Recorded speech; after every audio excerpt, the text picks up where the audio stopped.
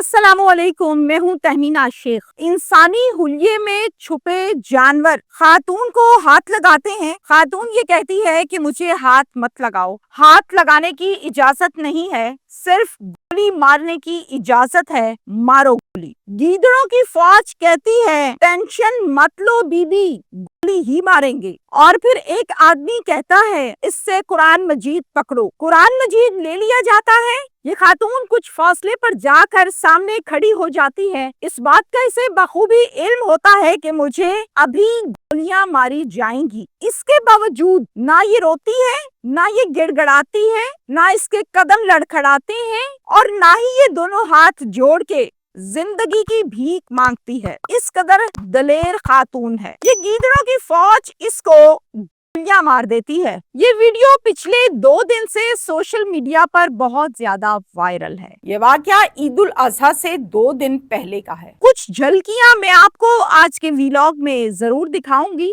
SOP کی وجہ سے میں ڈیٹیل کے ساتھ آپ کو یہ ویڈیو نہیں دکھا سکتی۔ میں نے اس کیس کی ساری انفارمیشن اکٹھی کی ہے جو آپ کے سامنے ابھی رکھوں گی، جسے سننے کے بعد آپ یہ سوچنے پر مجبور ہو جائیں گے کہ 2025 میں بھی ایسے لوگ موجود ہیں جن کی ذہنیت اتنی تنگ ہے، اس قدر گھٹیا ہے۔ یہ دلیر لڑکی کون تھی؟ اسے موت کا ڈر کیوں نہیں تھا؟ یہ خوفزدہ کیوں نہ ہوئی؟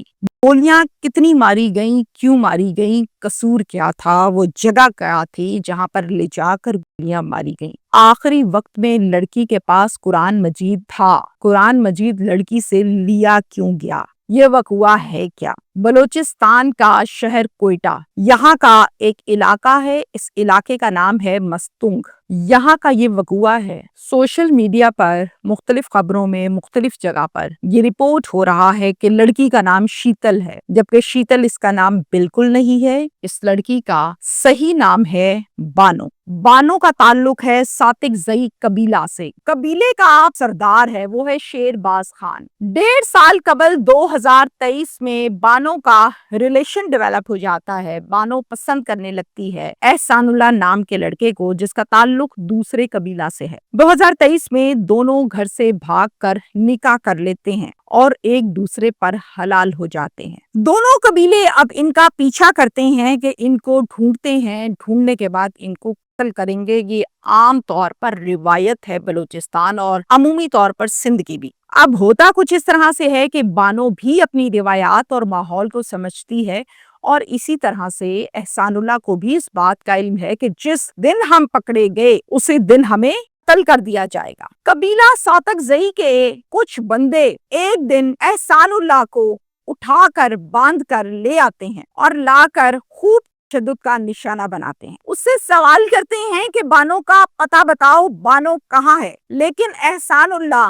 ظلم بربریت کا شکار ہونے کے باوجود بانو کا اتا پتہ نہیں بتاتا۔ اب شیر باز خان کا جرگہ لگ گیا اور اس جرگے میں بہت سے لوگوں نے شرکت کی۔ جب اس بارے میں پتا چلا بانو کو کہ احسان اللہ کو قبیلہ کے کچھ بندے اٹھا کے لے گئے ہیں، تو اس نے فوراً سے قرآن پاک اٹھایا، اپنی چادر میں چھپایا اور اس جرگے میں جا کر خود پیش ہو گئی اور جا کر سوال یہ کیا کہ میں یہاں پر ہوں بانو، میرے شوہر کو مت مارو۔ بانو کو یہ کہا گیا کیا تم جانتی ہو کہ ہمارے قبیلے اور ہمارے یہاں مستونگ میں ایسا نہیں ہوتا؟ جس پر بانو یہ کہتی ہے کہ میرے ہاتھ میں قرآن پاک ہے۔ بانو قرآن پاک کی سورت کا ترجمہ سناتی ہے چند الفاظ میں، چند لائنوں میں، جس میں یہ کہا جاتا ہے، مفہوم کچھ اس طرح سے ہے کہ کہاں لکھا ہے کہ لڑکی اپنی پسند کے لڑکے سے شادی نہیں کر سکتی؟ قرآن میں یہ کہاں لکھا ہے کہ پسند کی شادی کرنے پر قتل کر دو؟ جس پر قبیلہ کا سردار اور قبیلے والے، جرگے والے بہت برہم ہوتے ہیں اور اس بات کا کوئی جواب نہیں دیتے۔ ترجمہ سنانے کے بعد، مفہوم سنانے کے بعد یہ کہا گیا بانو سے، اسی جرگے کے سردار نے، کہ اگر تم اپنی جان بچانا چاہتی ہو، اپنی زندگی چاہتی ہو، تو تم احسان اللہ پر الزام لگا دو کہ اس نے میرے ساتھ زبردستی کی ہے، میں اس شادی پر، اس نکاح پر رضامند نہیں تھی، صرف اسی صورتحال میں تمہاری جان بخشی جا سکتی ہے، اس کے علاوہ کوئی اور صورت نہیں ہے۔ بانو نے جواب دیا، قرآن مجید کی آیات میں نے آپ کو ابھی ترجمے کے ساتھ سنائی۔ کہاں لکھا ہے قرآن میں کہ بہتان لگاؤ؟ آپ مجھے بہتان لگانے کا کہہ رہے ہیں. اور یہ ساری بات بلوچی زبان میں ہو رہی ہے کیونکہ وہاں پر جو ان کی زبان ہے وہ بلوچی ہی ہے. میں بہتان نہیں لگاؤں گی.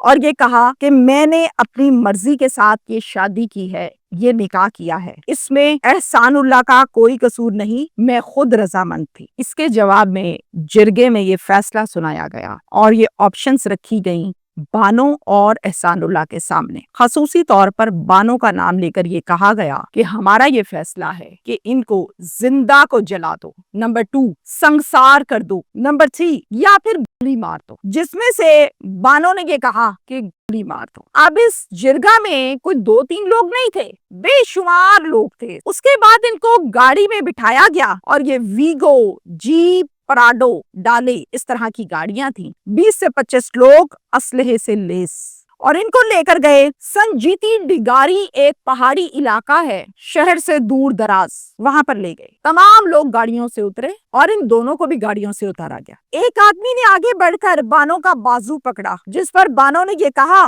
ہاتھ مت لگاؤ, تذلیل کی اجازت ہرگز نہیں, تمہیں صرف گولی کی اجازت ہے. میں کہتی ہوں اس خاتون کو کھڑے ہو کے سلام کرنا چاہیے دونوں ہاتھوں سے کہ اتنے پگڑیوں والے بندوقوں والوں سے بھی یہ نہ ڈری. آدمی نے آگے سے کہا کہ ہاں ٹھیک ہے, یہ قرآن مجید مجھے دے دو. قرآن مجید بانو پکڑا دیتی ہے اور یہ کہا جاتا ہے سامنے جا کر کھڑی ہو جاؤ, منہ دوسری طرف کر کے. بانو تب بھی نہ گھبرائی نہ لڑکھڑائی, کچھ قدم کے فاصلے پر گئی اور منہ دوسری طرف کر کے کھڑی ہو گئی. پیچھے سے ظالموں نے گولیاں مار دی اور بانو زمین پر گر گئی. اس کے بعد احسان اللہ کو بھی گولیاں ماری گئیں اور وہ زمین پر گر گیا. ابھی تک کوئٹہ یا مستونگ سے ایسی کوئی خبر نہیں آئی کہ یہ لاشیں کہاں ہیں, کیا وہیں چھوڑ دی گئیں یا لاشیں جانور کھا گئے یا واپس ان کے خاندانوں کو دے دی گئیں یا قبیلے کی حراست میں ہیں. ایسی کوئی خبر اب تک نہیں آئی. یہ ویڈیو جو ہے یہ اب کی تازہ ویڈیو نہیں ہے, یہ وقوع تازہ نہیں ہے. یہ واقعہ عید الاضحیٰ سے 2 دن پہلے کا ہے. البتہ 2 دن پہلے پرسوں یہ ویڈیو سوشل میڈیا پر پوسٹ کی گئی. وزیر اعلیٰ ہیں اس ٹائم بلوچستان کے سرفراز بگٹی صاحب, انہوں نے اس خبر پر ایکشن لیا ہے. ان کی ایکشن لینے پر ہنہ اڑک پولیس اسٹیشن جو کہ کوئٹہ کی حدود میں آتا ہے, وہاں پر ایک FIR درج کی گئی ہے جس کی مدعی بنی ہے ریاست یعنی کہ پولیس. اس FIR میں 15 نامعلوم لوگ ہیں اس میں ملزمان, اور اس کے علاوہ 8 نامزد ہیں جن میں سردار شیر باز خان, ان کا نام بھی لکھا ہے, اور ان کے ساتھ 7 اور ملزمان کے نام بھی لکھے گئے ہیں جسے ہم کہتے ہیں نامزد ملزم یعنی نومینیٹڈ. پولیس نے اب تک 11 ملزمان کو گرفتار کر لیا ہے اور تفتیش کا عمل جاری ہے. میرے ساتھ اس ٹائم موجود ہے جی غوث بخش بارودزئی, جو کہ 2013 میں سابقہ وزیر اعلیٰ بلوچستان کی ذمہ داریوں کو سر انجام دے چکے ہیں اور بلوچستان کے نظام کو بخوبی جانتے ہیں کہ وہاں پر کمی کس چیز کی ہے اور کس چیز کی زیادتی ہے. السلام علیکم سر. وعلیکم السلام. سر کیا حال ہے, آپ ٹھیک ہیں, خیریت سے ہیں؟ اللہ کا فضل, آپ ٹھیک ہے جی؟ جی الحمدللہ. سر مستونگ کا واقعہ, جرگے میں فیصلہ یہ کیا گیا کہ اس عورت کو سنسار کر دو, اس کو گولی مار دو یا اس کو زندہ جلا دو. سر آپ کی نالج میں ہے؟ جی بالکل جی. سر کیا یہ درست ہے 2025 میں بھی ایسے فیصلے کیے جاتے ہیں جرگوں میں؟ دیکھیے بی بی, یہ سوسائٹی کی بات ہے. سوسائٹی جب ایمرج کرتی ہے, بنتی ہے, تو اس میں بہت سے فیکٹرز ہوتے ہیں. ایجوکیشن نمبر 1 جی. اس کے بعد چونکہ ہم مسلمان ہیں تو یہ اسلامک اسٹڈیز بھی ہماری ہوتی ہے. ٹھیک پھر بہت سے لیڈرز بھی ہیں اور کیا کہتے ہیں پاورفل لوگ بھی ہیں جو وہ کرتے ہیں سوسائٹی کو ڈرائیو کرتے ہیں کہ کس طرح سے چلنا ہے اس میں. ٹھیک. تو اب یہ ہے کہ یہ فورن کا نام اس کو دیا جاتا ہے. سندھ میں بہت زیادہ ہے, اس کے بعد بلوچستان میں بھی جہاں ٹرائبل ایریا ہے. اور قسمتی ہماری یہ کہ ہماری ایجوکیشن اس لیول پہ نہیں ہے جہاں پہ ہونی چاہیے. دونوں اسلامک بھی, ہماری اسلامیات کی بھی کتاب جو ہے ٹھیک کہتے ہیں آپ.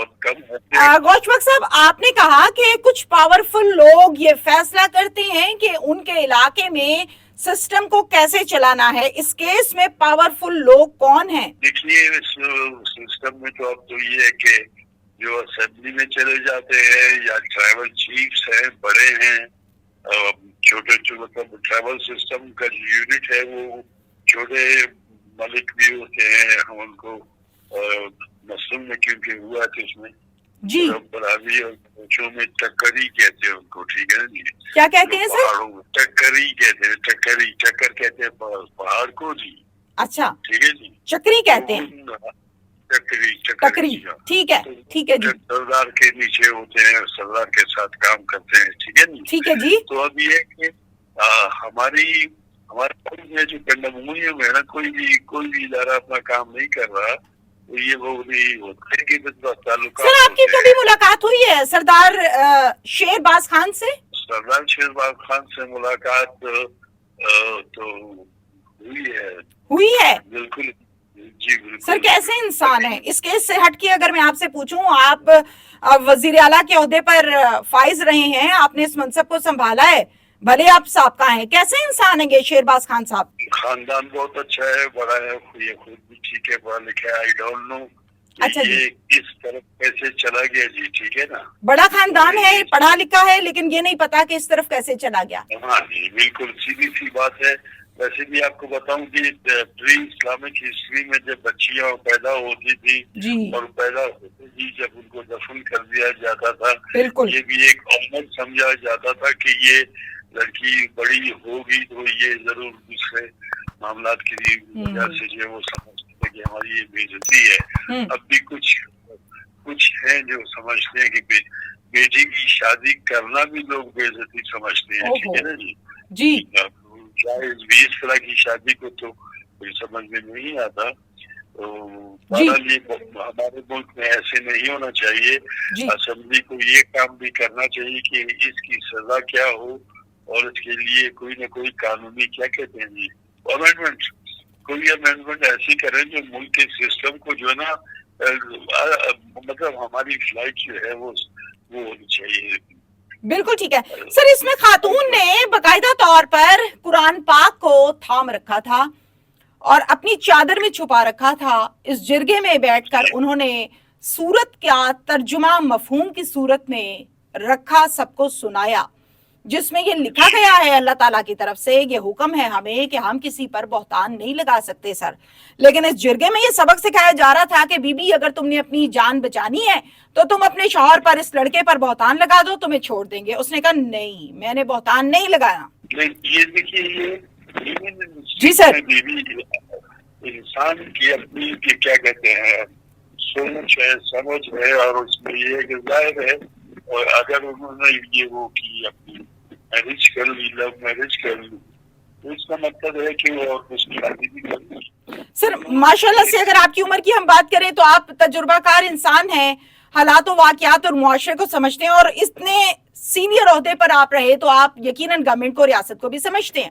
सर ये लड़कियों को जलाना, संसार करना, कत्ल करना, जिंदा को जमीन में दफन करना, ये सिंध में काफी हद तक ज्यादा है और बलोचिस्तान उसके बाद आता है। तो सर ये कब से है, ये कितने साल हो गए इस सिस्टम को, कुछ बता सकते हैं अंदाजे के मुताबिक? देखिए मैं जब छोटा था, स्कूल में जाता था भी, मैं अपने बाप के साथ बैठता था, रात को लोग आते थे मिलने के लिए, गपशप करने के लिए, इक्का दुक्का, तो मेरी अच्छे खासे ऐसे केसेस हुए यहाँ पे भी जिसको वो डील भी करते थे, और वो भी क्या कहते हैं, वालिद साहब आपके जो वालिद साहब है उनके पास लोग आते थे? जी मेरे वालिद साहब नवाब चौधरी थे, हम सरकारी लेकिन ये के, और इसके अलावा वो पहले स्पीकर थे बलूचिस्तान असेंबली के। अच्छा, बलूचिस्तान असेंबली के स्पीकर भी थे, ठीक। पहले 2 बार वो स्पीकर रहे हैं बलूचिस्तान असेंबली के, और 2 बार चीफ मिनिस्टर रहे हैं। चीफ मिनिस्टर भी रहे, बिल्कुल सही। तो सर कब से आपके वालिद साहब के पास लोग आते थे? आप उस टाइम छोटे थे, आप बैठ के ज़ाहिर सुनते होंगे कि ये क्या हो क्या रहा है। तो 50 से 60 साल लग गए हमें, हम एक चीज को हटा नहीं सके। बलोचिस्तान की नाअहली नहीं है? ये जो है ना ऊपर से नाअहली बहती हुई आ रही है, नीचे यहाँ से मजे ले रहे लोग नाअहली से। जो नाअहल है वो अच्छा है, जो अहल है वो उसका कोई काम नहीं, वो कमजोर है, ठीक है जी। जो अहल है वो कमजोर है, जो नाअहल है वो अच्छा है। हाँ जी, यहाँ ऐसे ही वो ताकतवर है, अच्छा? ताकत दिखानी होती है उसमें। देखिए शरीफ तो यहाँ पे कमजोर समझा जाता है, और जो जालिम है और क्या कहते हैं उसको जुल्म करता है। तो लास्ट क्वेश्चन मेरा आपसे, इस केस में कुछ मुल्जिमान को सर गिरफ्तार कर लिया गया है, सरफराज बुगटी साहब ने इस पर एक्शन लिया है, एफआईआर दर्ज हो गई है, आप क्या समझते हैं? اوور آل اپنے تجربے کو سامنے رکھتے ہوئے اور ماضی کو سامنے رکھتے ہوئے مجھے جواب دیجیے گا ایک ہی جملے میں، آپ کو لگتا ہے کہ اس میں ملزم کو سزا ملے گی؟ یہ دیکھیے کہ یہ ہے کہ اس کا تو گٹ ریئیکشن یہی ہوتا ہے سرکار کا، حکومت کا. سر میں سرکار کے ریئیکشن کو تو سن چکی ہوں، میں آپ کے منہ سے سننا چاہتی ہوں سزا ملے گی کہ نہیں؟ ملنا چاہیے، لیکن سزا کے لیے میں اتنا سمجھ میں آتا ہے کہ ملتی ہے یا نہیں ملتی، یہ بہت بڑا سوال ہے. ادھر بہت بڑے بڑے ملزم جو ہے نا وہ نکل کے پھرتے رہے ہیں، اس وجہ سے مجھے اپنے سسٹم پہ یقین نہیں ہے. ٹھیک ہے، اس کے بعد یہ بھی دیکھنا ہوگا کہ سزا شیرباز کون ہے. ٹھیک ہے نا جی؟ بالکل ٹھیک ہے، بالکل ٹھیک ہے، بالکل ٹھیک ہے سر، بہت شکریہ آپ کا.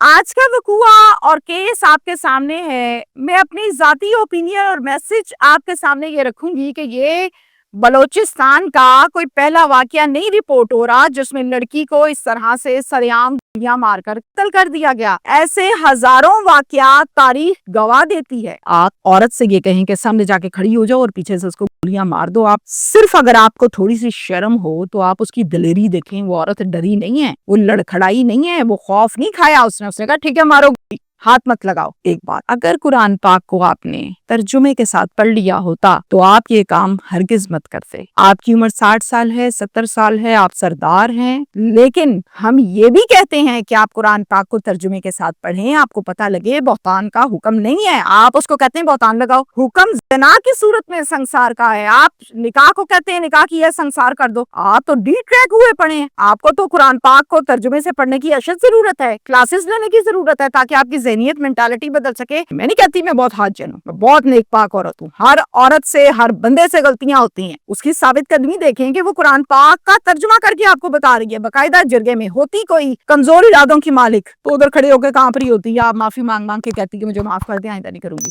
اس نے کہا کوئی مسئلہ ہی نہیں ہے، اللہ کا حکم ہے اور یہ اللہ کا حکم ہے، میں آپ کے سامنے رکھ رہی ہوں. مجھے ایسا لگتا ہے کہ حکومت کو یہ چاہیے، وہ بلوچستان ہے، وہ سندھ ہے، وہ پنجاب ہے، کے پی کے ہے، جو بھی ہے، کہ مختلف یونیورسٹیز میں، کالجز میں بڑے لیول پر ایسے سیمینارز کا انعقاد کیا جائے جس میں ایسے لوگوں کی گرومنگ کی اشد ضرورت ہے کہ پسند کی شادی بری نہیں ہے، جرگہ نظام ختم ہونا چاہیے، ناجائز کسی کے اوپر دھونس نہیں ہونی چاہیے، جو غلط کام کرے گا اس کو قانون کے مطابق سزا دی جائے تاکہ لوگوں کو سمجھ آ سکے. ان سیمینارز کی اور ان کاؤنسلنگز کی اشد ضرورت ہے اور یہ کرنے والا کام